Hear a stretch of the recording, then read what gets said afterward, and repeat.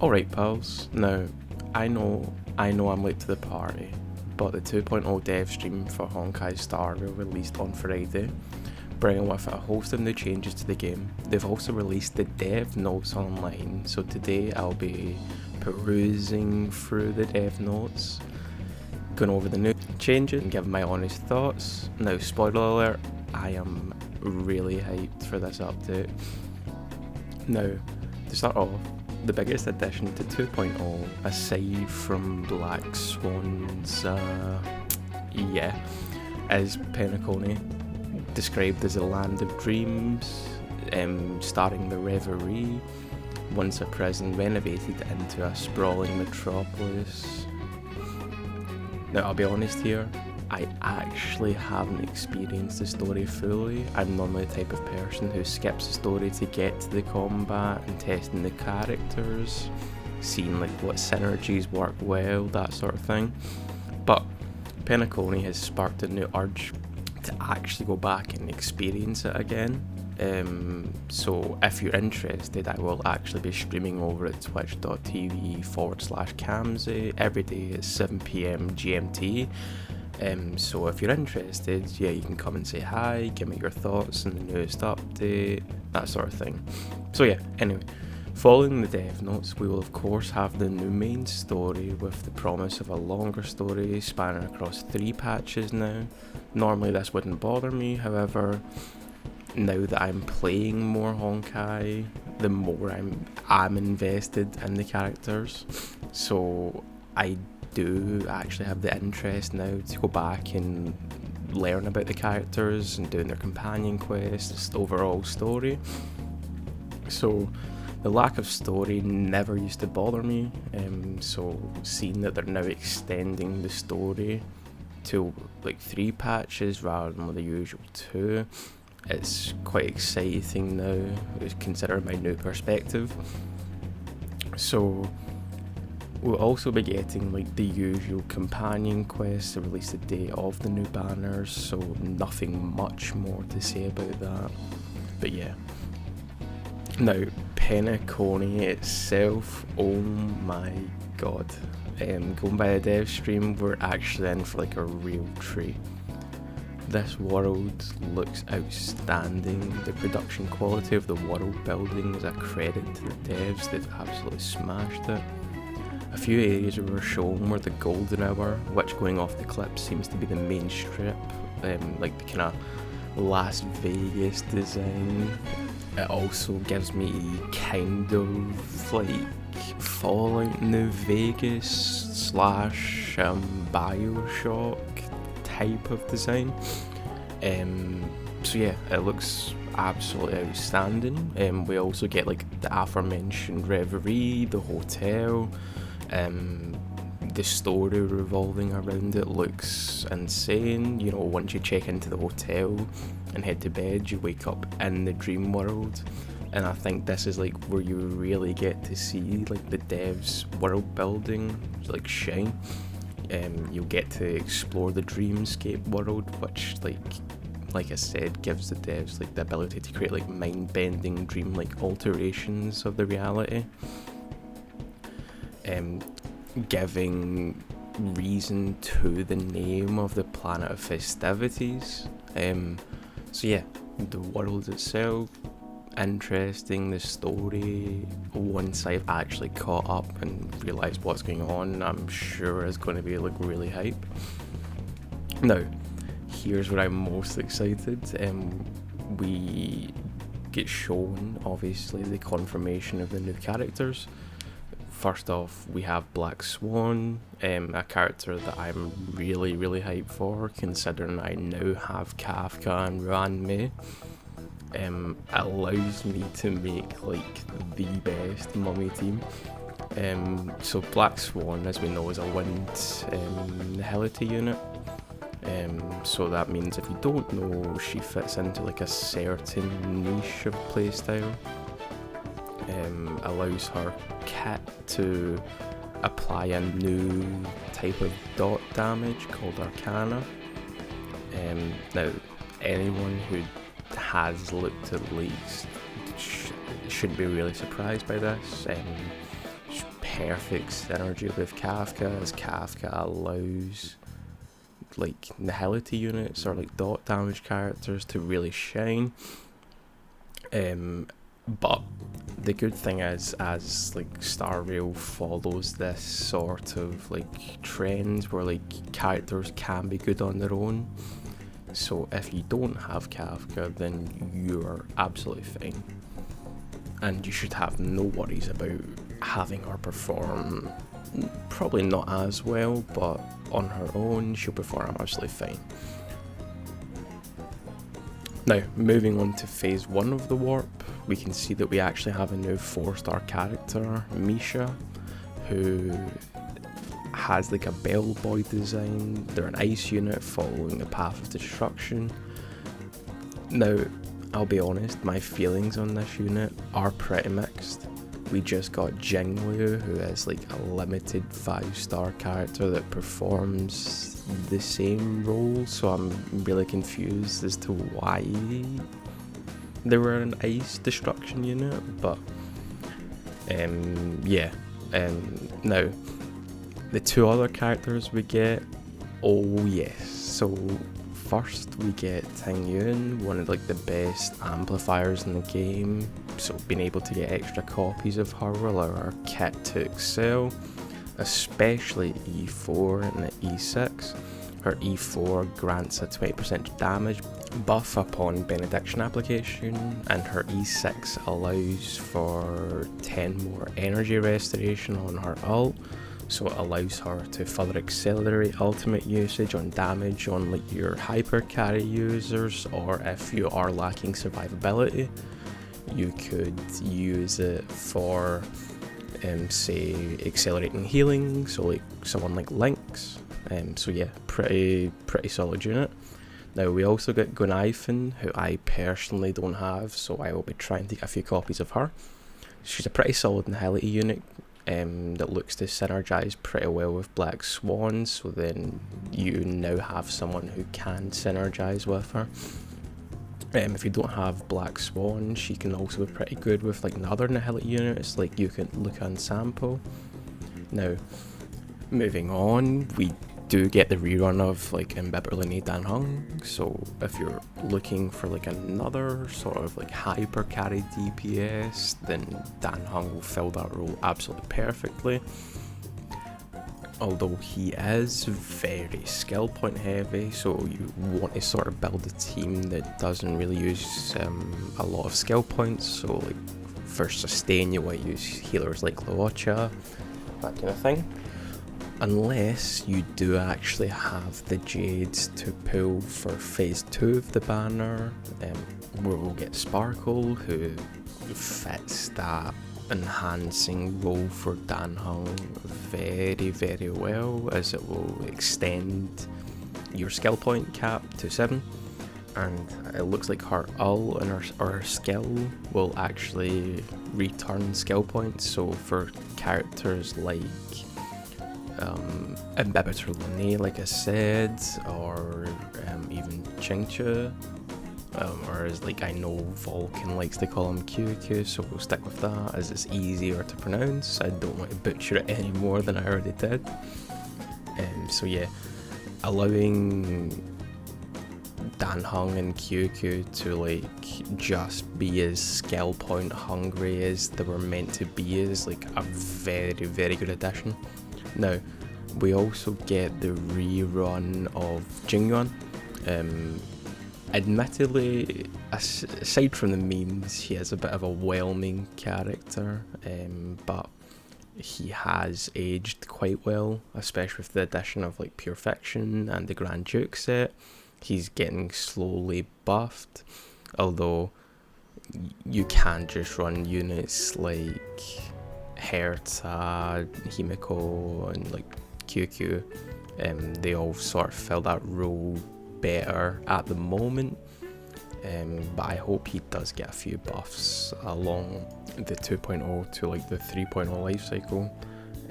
Yeah, so now where it really gets interesting is actually Jingyuan's light cone. So as I was saying, characters like Himiko, Herta and QQ are all erudition characters as well. Now his light cone is actually best in the slot for all these characters, so if you're not interested in Jingyuan but you have any of those characters, I would definitely recommend at least trying to go for it, because we also do get the addition of like new 4-star light cones, so it'll be interesting to see what they can do. But yeah, overall for phase 1 and phase 2, very solid units. It'll be interesting to see what kind of 4-stars come with the Jingyuan and Sparkle banner. Hopefully they're pretty good for people who have or are going to skip on Black Swan and Danheng. Now, personally for me, I am going to skip on phase 2 of the banner, but that's just because the way my account's in, the situation it's in. I just got Kafka, so I'm like very low on pools, and I do want to focus on getting Black Swan, and I don't have Danheng, so Sparkle doesn't really work well with my account. I don't really have much skill point hungry character, so I won't actually be able to fully utilise Sparkle the way that other accounts will be able to. But that does give me enough time to try and save up for like the 2.1 banner, which looks to actually have Acheron, which I'm very excited for, considering like I loved Raiden and Genshin. So yeah, moving on to the new enemy designs that we get. They look pretty cool. I'll be showing some of the designs in the background. One that does catch my eye is like the sort of reskin of the gorilla enemy that has like the American like Chad bro like hat design with like the cola and stuff. It just looks really cool. And like the TV that kind of switches between like aggro and support modes, like adds like another level of strategy. You know, his aggro mode will attack you, but like his support mode will actually heal you. So yeah, pretty cool. And it does remind me of Victor from the Fallout New Vegas game. So yeah, that looks pretty cool. Now here's where things get pretty like insane. So at the start of 2.0, you know, every patch you would get like your standard 10 wishes from the Gift of Odyssey, and we will also be getting like a further 10 wishes from the Gift of Stellarium, which will be pretty insane to me, like just how like sort of petty it is that we'll be getting like an extra 10 summon for like a story update. But like you compare that to the controversy with like Genshin and the Lunar New Year update, with players only getting rewarded like an extra 3 intertwined fates, which, you know, is its own thing. I don't want to go into it right now, but yeah, apart from that, you'll get like your standard like events that have like your extra creds, XP item, more stellar jade. So yeah, if you're trying to save, then this will be a pretty good patch for you. In addition to all this, now I think this is just like a little tease as well, for like the 5 selector for the 1 year anniversary. We'll also be getting like a 4-star selector. The characters in this are actually really solid. We get like Gwenhyphen, as I said earlier, is a solid Nihility unit. We also get Sampo, my boy. He's also appearing in the selector, but I doubt he'll be getting chosen by anyone. We also get Asta, a solid unit for like speed oriented teams. Allows to take more than like 1 action per turn, so it's pretty solid for teams that involve characters needing to go constantly, so like dot damage teams needing to go faster to apply more dots, so like the more dots they do, the more damage, etc. So yeah, pretty solid. And her E6 allows her to maintain the damage increase stacks due to like the decrease in stacks loss, so rather than 2 loss per turn, she'll only lose 1, so it's easier to uphold. And then lastly we get Yukong, pretty solid buffing option for like those who have like good amplifiers, although she is pretty mid until E6, so if I'd only recommend going for her if you are close to that E6. And then, of course, we also get a double reward for both the Planar Fisher and Guard of Plenty, so for anyone who's wanting to try and get some of the universe relic pieces, then now's the time. And for anyone who's like me and lacks a lot of credits, then now's your time to try and get in some extra credits as well. So yeah, pretty solid events. We'll also be getting a new game mode, which will obviously give extra jades, but for me personally, these type of game modes usually wear off after like the first 20 minutes, so for me it's just a way of getting jades, so like there's nothing much to say about this. Now, Ran Mei and Dr. Ratio players get to rejoice as we'll be receiving 2 new sets. So the first one will be the Pioneer Diver of Dead Waters, which will be a debuff set that will allow for Dr. Ratio to take advantages of debuffs placed on enemies, as well as supposedly increasing crit rating, crit damage, and on top of that also extends debuff durations for any debuff placed by the user for like 1 turn. So overall for Dr. Ratio, it allows him to deal more damage, extends the debuffs that he can apply. So yeah, especially with his technique, we don't know if it might actually work with that, so it might extend the speed debuff that he places on people with his technique. So yeah, overall pretty solid set for anyone who's patient and waited to farm relics for him. We'll also be getting the Watchmaker Master of Dream Machinations set, so it's a new break effect set that further boosts Ran Mei's kit, as the 4-piece will supposedly allow for an increase in break effect for all allies, which is insane because it adds on top of her already 50% breakness effect, so it allows people to be doing like an extra 80% toughness damage on like enemies that have Ran Mei in the team. So like very strong set for her. You also be getting like your standard trace and ascension materials, you know, stuff for like Misha and Sparkle. So yeah, nothing much else to say there. Now in 2.0 we'll also be getting a few new quality of life additions to the game, starting with like a story recap that allow you to view like an abridged version of completed main story and companion quests, which will be very nice for when story content runs dry and we need to catch up on story again, especially with what's going to be like the dry spell between 2.3 and 3.0. So yeah, pretty good for those who love the lore. Now, good news for people who love showing off their characters, we'll also be getting the increase in the amount of support characters that we can add to our profile, so even more credits for us, which is good. Now, the next part of the quality of life update I don't really get. It will be like an improvement to like the suggested relic equipment and like further quality of life improvements on like relic salvaging, which I don't understand, considering that we actually have access to stuff like Pride Twin or Game 8 to see what relic sets work the best with each character. I personally would have been like happier with like a loadout system, you know, allowing for us to have up to like 3 loadouts, which would be nice considering like you need to build your character certain ways for certain content. For example, you could use for some reason Herta to like clear Memory of Chaos, but that would require a different build for like say Simulated Universe, which would require like a tankier build. So having the 3 loadouts would be a lot easier for swapping between and just ease of access for clearing content quicker.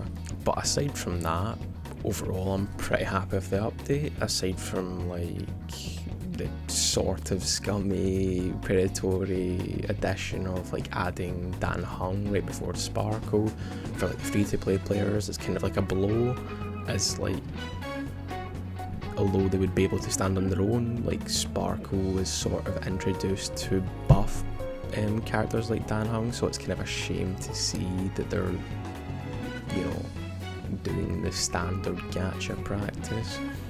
But yeah, apart from that, it's nice seeing that someone who's still trying to catch up with like endgame content, you know, I can't clear Memory of Chaos 12 yet, it's nice seeing that there's no extra content that I need to worry about clearing like every 2 weeks or 4 weeks. So yeah, it's good to be able to focus on actually trying to catch up. I know it might be a blow for others, but for me personally it's like a good thing.